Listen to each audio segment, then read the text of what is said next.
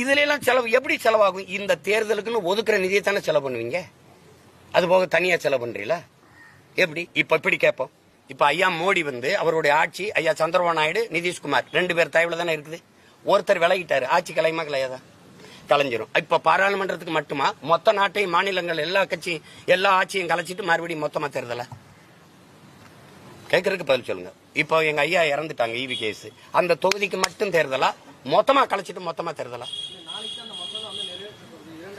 இது தேவையில்லை தம்பி, தேவையில்லை. திருப்பதி சுருமை வேலையே இல்லாத தையல்காரர் என்ன பண்ணுவாரு? சும்மா தானே இருக்கேன், யானைக்கு டவுசர் தப்பம்னு தப்பாரு அவரு. அந்த கதையா நீ உனக்கு எதை பத்தி கவலை இருக்கு? உனக்கு நீ எதை பத்தி கவலைப்பட்டிருக்க? நீ ராமர் கோயிலை கட்டிக்கிட்டு கொஞ்ச நாள் அழுத, கட்டி முடிச்சாச்சு. அதே முழுக்க கட்டல ஒழுகுது. இருந்ததாவது நல்லா இருந்தது, இப்ப ஒழுகுது. உள்ள இருக்க குருமார்கள் எல்லாம் கத்துறாங்க, என்னையோ